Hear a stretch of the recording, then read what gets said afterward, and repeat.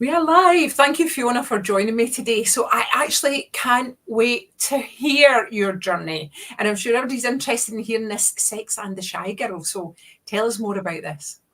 Okay, where shall I start? I mean, before we came on, you and hello, it's great to be here. Let's start with that before I launch in. And you were asking me about Ecuador, and in a way, it's like everything's interconnected. So it is connected with the sexy shy girl journey as well.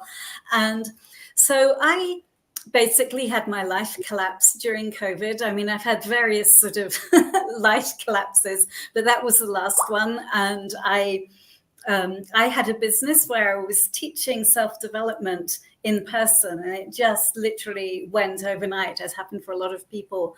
So that was what got me to create an online business. But I also I've had a big dental process. So the year before last, I was kind of reeling from COVID and everything sort of just, collapsing in my life, but also hidden away. It kind of added on to the impact of COVID.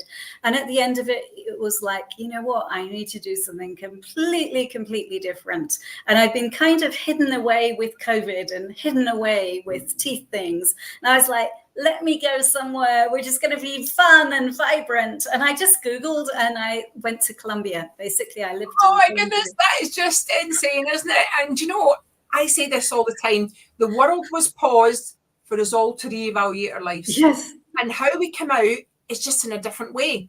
And I love that, you know, I said to you, the sort of majority of people who I've interviewed have been kind of got to 50 and maybe thought there's got to be more to life. I'm not going to go to that retirement age 67. I don't know what it is, but tell me. So I love going to Ecuador. I don't think I would have been that brave, but fabulous. So tell us more. Yes. Yeah. So I ended up, it was Colombia first. And I mean, I knew nothing about Colombia. I'd been to South America years ago, but in those days you couldn't go to Colombia. It's like Colombia was just like out of it with drug cartels and violence. And it's changed a lot. I mean, there are still parts you can't go to, but I also went because I love dancing and I wanted to learn salsa dance. And I mean, I didn't know any of this, but Colombian salsa dance is different from the dance that we dance in Europe. And I didn't like it as much, but I still enjoyed it. But Colombia is like, there are times where it's just bright and colorful and everyone's flirtatious. It's like the men are good looking, the women are gorgeous. And it's like there's this kind of flirtatious energy. And I never really sensed the danger. I mean, people were like, oh, you're in one of those dangerous cities. And I was careful, but I guess I also didn't believe that anything was going to happen and didn't really lead a life that was anything to do with drugs or cartels or even drinking in bars. You know, I didn't live that kind of life and I never felt unsafe, but I kind of assumed that I'd find somewhere that I wanted to live for a bit in Colombia, and I didn't. And then after 6 months, when I had to leave, I was like, oh, Ecuador's the next country. Oh, let me just go to Ecuador. And literally within 24 hours, I was like, oh my God, what is this country? I just loved it immediately. And at first I was in the high altitude, beautiful city called Cuenca. And it's just, for me, it's magical. It's like it's got these beautiful buildings and surrounded by mountains and just, I don't know. Well, one of the things that was amazing in Colombia as well, there's a much higher quality of fruit and veg and food generally. It's just like I feel more alive here because of that and the sunshine. And so basically I started spending time there. And then I also came down from time to time to this countryside place, which is, it's called the Valley of Longevity, actually. And so Westerners and foreigners have been coming here for ages to discover how the locals live for so long. So it's kind of this melting pot of people from all over the planet, and kind of it's pretty hippie, but there are also the digital nomads and the young, the younger people with their wives and kids. It's a great place to bring up kids. So it's almost like there are definitely still just about more Ecuadorian people living here, but it's almost like the village has as many foreigners as it does people from Ecuador. Amazing. And so I've got so many questions. I can't let me formulate them. What did your family think when you said you were going? Well, my dad died at the beginning of COVID, and my dad's point of view had always been actually enjoy your life, enjoy your life. And so, I mean, I didn't plan, because basically I became a nomad around COVID, and I didn't plan it. I happened to be in the Balkans in Montenegro when COVID started. And I had to make the difficult decision actually not to go to my dad's funeral, because I realized that if I came back to England, I'd be stuck in England for COVID. And it was much easier and nicer being in Montenegro. And so my dad loves, I mean, he just loves countryside and sunshine and sea and rocks and trees. And I knew that if he were alive, he'd support my decision to be in Montenegro. But my mum already had Alzheimer's, and she's got much worse and scarcely recognizes me. And I have had moments when I've been like, what am I doing so far away? And the reality is that she's well looked after, and I actually can't really, there's I don't feel there's much I could add by being there. Yeah. And but then I have my brother and my two and sister-in-law and my two amazing nieces. And, I love going back to England and seeing my friends and my family. But, the reality is probably in a way the people I'm closest to are my nieces. But my nieces, like 21, 25, they're zooming around, enjoying their lives. It's like if I'm there, they enjoy it, but they're not spending their time Facebook messaging me or anything. So, yeah, I get that. And, it's really relevant to why I decided to call the group It's All About You, Fiona. And I think when somebody, say to you, oh, why didn't you do that? And why didn't you do that? And until somebody has actually walked your walk and been in your shoes, they can't make that comment. And I say this all the time, I lost my mum. You say, I lost my mum, and they'll say, oh, I know how you feel. They don't. Unless you actually live, my dad had dementia as well, unless you live with someone who has dementia, or unless you lose your mum or lose yourself, unless you have that, you can't really comment and say, why did you do that? Yeah. So it's interesting, isn't it? Because I said I've had several crises in my life. Probably by the time we get to my age, a lot of us have had that. But I also had a complete collapse of my mind, body, and soul when I was 40. I got chronic fatigue syndrome and had it for about 5 or 6 years.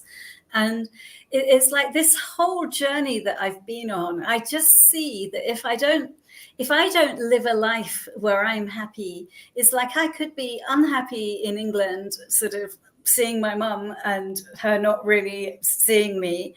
And what does that help? Anything? It doesn't. It's like being here, I'm truly living my life. And also, actually, I've finally learned that I'm this thing of having two places where I'm living now. It's just acknowledging what's actually true for me. Oh, I love being in the city. I love dancing. Until I don't, it felt like it happened from one day to the next, that the traffic was so loud, I couldn't bear it. And I was able to get myself down here within a week or two. I mean, I'm very flexible in the way I'm living at the moment. And it's like, now I love being here. And I think in the past, I tried to solidify that. Oh, I love being in the countryside and I'll be in the countryside forever. Or, oh, you know what? I'm a city person. I love to dance and I have to dance every night. And it's like, okay, none of that's really true. And, what I love is that we can more and more, and in a way, this is one of the gifts of COVID, I think, that we can more and more create our lives on our terms when we dare to choose it. I mean, you have to be gutsy to choose it. But so imagine today, you can't change your life unless you change your thinking. And yes. If you don't change your thinking to, I worked 9 to 5, I was conditioned and that's what I did and the money came in. I do this with retirement clients all the time. And they'll say, but the money always came in and I paid the bills and whatever was like. And I'll say, well, you just have to think in another way. We're going to rewrite the story and we're going to do it in a different way. And once you've seen it in a different way, it's like a teacher retiring and they think, how did I do it that way? It's a mindset change. And have you rented as you've gone along then, Fiona? Has it been easy to rent over there? Yes. So, I mean, basically, I've been a nomad for now nearly 5 years, actually. It was just before, I mean, I didn't plan to be a nomad, but I left England before COVID. And I don't claim to know that COVID was going to happen, but I knew that I needed or wanted to be out of the UK. And so, yeah, I haven't had a sort of a fixed home. I mean, I was going to say, I tried to have one in the high altitude city, and that was when I kind of got stressed out. So I actually, at the moment, I'm still kind of moving around with a suitcase, but I'm planning later on this year to have a fixed place either here or in the city. I'll see what works best. Right, okay, so I'm going to put my sensible head on. So how do you deal with bills? Because we moved house last year and it was a nightmare. See all the mail, getting it redirected, and it's all just far too much. How do you deal with things like that? So how do people get things to you? I'm just being the sensible part, and then I'm going to get to the good bit. No, I love it because the answer is so funny. I mean, this isn't my serious answer, but the answer actually is, well, there isn't a postal service in Ecuador anyway, so you don't have to worry about that. That's not my serious answer. So basically, I've had and it has caused me some problems because basically I've been sometimes in Airbnbs, but often I've just been, because it's like Airbnb is great, but actually when you're actually in the place, you find that there are different and cheaper ways to find places to live. So my life has been pretty much virtual. It's like people, and I think a lot of people are moving to that now. It's like there's less and less that's required paper-wise. But anytime that I have something official or paper-wise, I've had to basically find a way around it. Let's put it like this. And there always is a way. I mean, that's one thing I'm grateful to with COVID. It's like I have had to, I said it earlier, oh, my life collapsed. But actually, I'm still here and I'm happier than ever before. So I had to, it's almost like I've developed this mindset since COVID. Oh, that avenue is closed. That avenue is closed. But you know what? I'm not giving up. And it's like a day or two later, bing, something comes into my head or I Google something. And it's kind of, and so I've found ways of managing the paperwork side. And, I don't have, well, and I've also found ways of managing things like I have. For a long time, I only had one suitcase, but now I have more stuff, including I actually bought a massage table because I'm going to be doing that in the high altitude city. And I actually had to leave my massage table and a big suitcase with my friend to have the possibility to come down here just with one little suitcase. But you know what I find is that good friends are willing to support you. It's like when I look at all the countries I've been in, I've always had people who've been willing to help me with a suitcase for 6 months or so. It's like, so it's not, I mean, I've had other people say that to me. It's not like a normal house moving. It's like, I mean, certainly when I left the UK, that was massive and took a lot of time. Yeah. Yeah. So I love that. And there's so many things that you can actually say there. Like you say things come in the way. I'll say your vibe attracts your tribe. You find somebody who looks out for you. The law of attraction, but everybody puts a different spin on that. It's like one path closes, a new one opens, a new door. If you're open to it, there's a new door. Yes. It's the same, my health and wellness actually started because I saw an advert in Women in Home magazine. I nearly walked past it. I saw it 3 months, but it was only when the product changed. And I thought, if I don't go down that path, and I did go down that path, and it's now allowed me flexibility in financial services. So let's get to the next part. So how did you end up with Sex in the Shy Girl? Yeah. So basically, when I got chronic fatigue syndrome at the beginning, I was in this space of I was already not. Well, basically, my doctor said to me, we can't help you. It's lucky that you're into alternative things. But at the time, the extent of me being into alternative things was almost, I mean, I'm exaggerating a bit, but it was almost like, oh, I'll take a homeopathic pill and I'll be better. It was like I was still thinking in a kind of, I wasn't thinking holistically. I was a little bit better than just thinking I could go to the doctor and get better. But basically, over 3 or 4 years, I tried all kinds of things to get better, but it was only, and it's interesting, you already said this about thinking, it was only when I changed my mindset and I was really willing to look at I wonder what I did to create this chronic fatigue. What did I bring to this? At that point, when I started to think like that, I met an energy healer. I was recommended an energy healer, and I'd been an accountant in the corporate world, and I was starting to change my thinking, but I didn't really have much idea what an energy healer was. I spent an hour and a half with this woman, and at the end of an hour and a half, I knew that I was going to get better through energy healing. But I also knew that I wanted to be one. I wanted to be one of these mysterious energy healers. And I had no idea what it was. So I kind of went home and Googled energy healing courses, blah, blah, blah. And there was some, Reiki you could learn in a weekend, something else you could do over 4 months. And there was this 3-year expensive training with an institution called School of Energy Healing, which sadly doesn't exist anymore. And I was like, that. And I had this money saved up from being an accountant, but my conditioning from my parents was, well, you need to have savings for a rainy day. And even though I was debilitatingly ill, it was almost like I didn't believe that I could use savings. It wasn't raining hard enough yet. I mean, I don't know what I thought I needed to get to. It's the money. I actually did an article on that about the money block, where your parents held on to it, that you just can't break that block. Exactly. That's it. Exactly. Yeah, you got it. And I remember when I actually chose to invest in my health and wellness, I had some friends write to me, are you sure? And I was like, and I was so sure by then. I was like, yes. And over the 3 years of the healing course, I basically got more and more and more energized. And we would do all kinds of things, like we would do things like be barefoot on the ground and do qigong and invite in the energy of the earth, the energy of the heavens. We would release childhood trauma. We would release past life trauma. And all this stuff, it was fascinating to me because, I'd never done it. Well, in a way, I'd never done anything like it. But by the time I went to the School of Energy Healing, I was able to analyze everything about myself, but I didn't know how to change the stuff that I'd analyzed. So I had masses of self-awareness, but no knowledge of how to use that to create positive change. And that's what the energy healing got me. But what I discovered was that I basically lived my life for my parents, really. It's like I became an accountant. That was nothing to do with me. My dad had been quite critical, and so I learned to become quiet and perfect and stay below the radar, hence the shyness.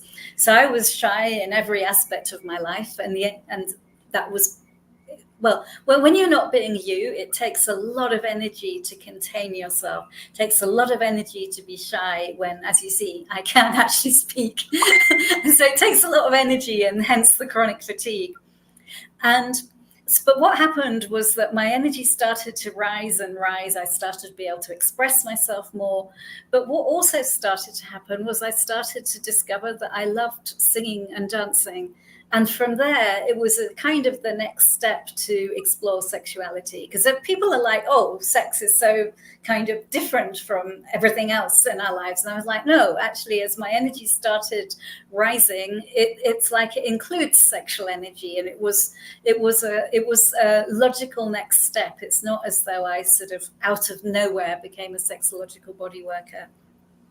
So I started to explore Tantra, and then I did this amazing training in sexological bodywork. And for a while, my life was kind of, I used to teach classes abroad, but I also used to do hands-on work. It's like I did both. And then, as I talked about, my life collapsed. And when I needed this time, when I went to Colombia, I was considering staying a writer. So during the COVID time, when everything collapsed, I started writing and started getting some paid work. But it also kind of fitted that space where I was kind of hiding away in fourth with COVID, but hiding away because of my dental process. And at a certain point, I was like, I think I want to be a coach again. But I knew that I couldn't do it in the way that I'd been doing it before. And honestly, the name came first, Sex and the Shy Girl. I was like, oh, that's a fun name. It was literally like that. And then I kind of had the name with me for a month or two. And I was like, yeah. And I started to write about Sex and the Shy Girl. And then I literally just had this direct message from a marketing guy. And I was immediately intrigued by him. And at the time, his business was called Johnny Hates Marketing. He's changed it now to Everyone Hates Marketing. But I was like, what is this? What is this? And I had no intention of spending money on a mentor, but he had this amazing program which teaches you how to set up your business in 12 weeks on Facebook. And I did it, and it changed everything. And it was really funny because he was like, oh, what do you do? And I was like, oh, I have this business, Sex and the Shy Girl. But the reality was, it was the first time I'd actually but in a way it was perfect, because what I have now with Sex and the Shy Girl is what I call a really clean business. It's like, it's on Facebook. There's a Facebook group. And I think in the past, I always used to be like, oh, I'll write on Twitter for a bit. Oh, let me do TikTok videos. Oh, I'm an energy healer, but I'm also a this and a that. And there was a complete lack of clarity. And I'm really enjoying that I'm Sex and the Shy Girl. So I'm sorry if you're a shy guy or a confident guy. I'm not going to work with you. It's like, I like that clarity now.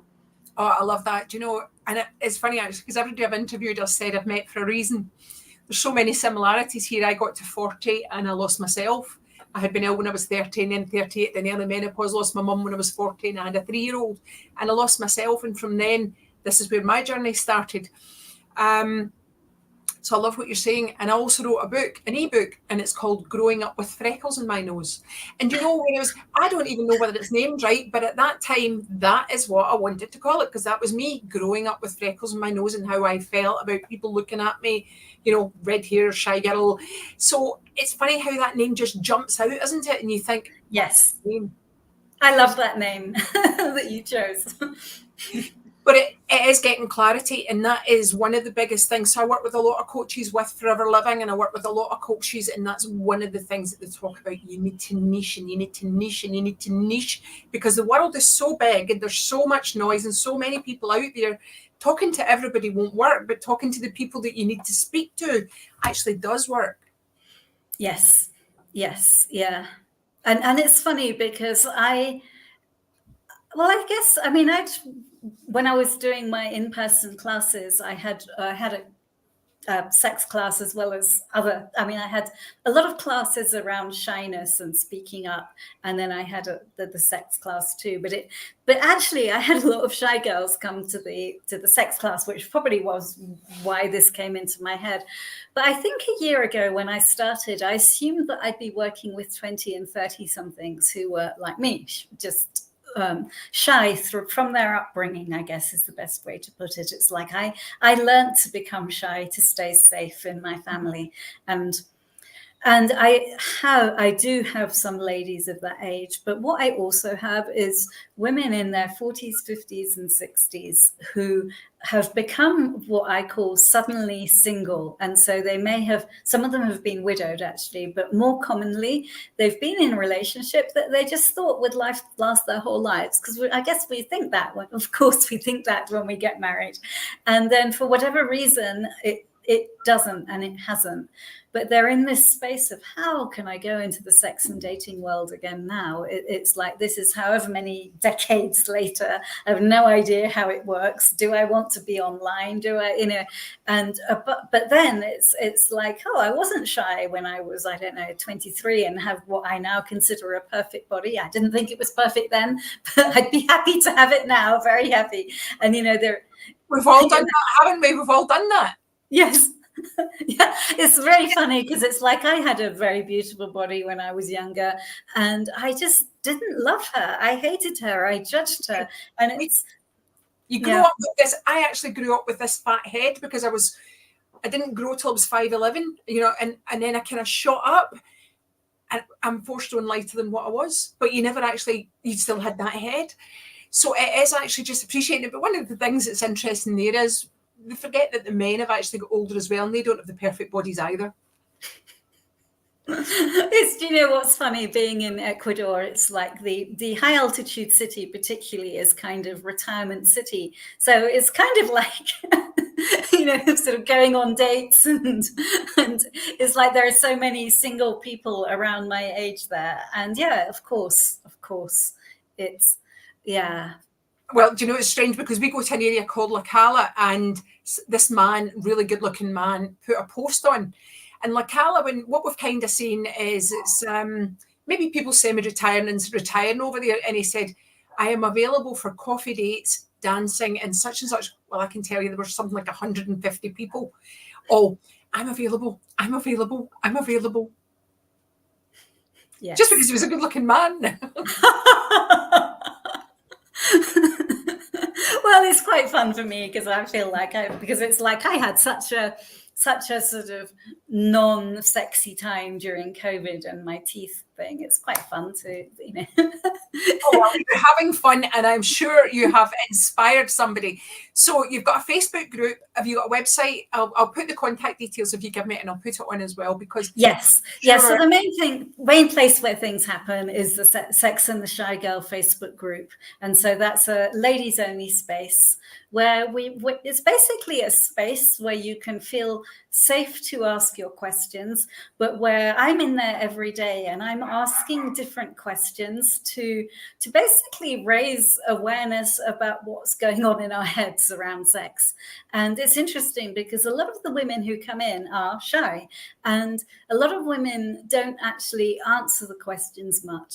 But then I suddenly get a message from someone and they're like, oh my God, I've just been in your group and I've been a bit shocked at some of the questions, but I carry on being drawn to looking most days, and stuff's changing for me just by seeing the relaxation you have around sex and the way some other women in the group are able to express themselves. So there's some women in the group who aren't shy. There was one there, I've had, I don't know, maybe 10 or 20 women just say, oh, that sounds fun, I'll come in. Or the one that made me laugh the most was, she said, oh, I just saw the word sex, I didn't see the shyness bit, and I'm up for being in a group around sex. And so they come in and they're more happy to answer the questions, but it creates something for the shy girls because they're like, oh, look at those people just talking about sex. Because it's only the head stuff that makes sex a taboo subject. I mean, it's the same with the other taboo subjects. It's like there's so much, as you know, so much stuff around money in our heads. Yeah. And well, did your parents talk about it? No. Well, you see, this was exactly the same, because when I told my husband how bad my mum and dad were, he wouldn't believe me. But when something came on the TV, you know, it would be like, get that, and it would be just try and get it off. So it was totally taboo. So even me saying sex, you're just like, I could hear my mum going. Yeah. And if that's the way you grow up, then it's always going to be a taboo subject. Yes, absolutely. Yes. Well, unless you go to sexological bodywork training and change it all. Well, that sounds interesting. A retreat there, then. I mean, it's interesting because, of course, I've done this at a point. It's like I never told. I mean, my parents would have been well enough to understand. I can't even remember when I trained in sexological bodywork, but it was still when they were compos mentis and able to understand. So I didn't tell my parents that's what I was doing. But in a way, I'm grateful that I don't have to face that in the same way. And I wouldn't have told my mum and dad, but it would have been. I think my mum. It's funny actually, because you have your ideas of what your mum was. And my mum used to go with my brother-in-law, and he would come home and he'd say, oh, your mum cracked a joke. And I'll go, what kind of joke? And he would tell me the joke, and I'll go, really? So she was different with me than she was. Yes. So first, I think she wouldn't have ever spoke to anybody about it. Maybe she would. I think yes, it's true, isn't it? Yeah, it's interesting because I don't have children, but what I see with my friends who do is that they have a different kind of relationship, because it's like my parents were my parents, and, you know, they were up here, and kind of, you know, I didn't really think that they had their own processes and stuff that they found difficult, or they were just parents, and probably they didn't really allow us to see the totality of themselves.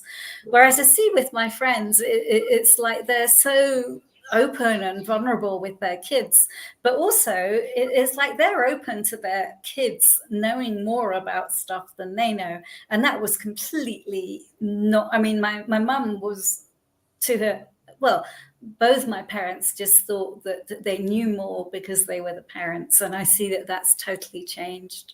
Yeah, I do. I think they're unequal, but sometimes I actually wonder if that's maybe what's causing the issue, because I talk about the respect that's changed at schools as well.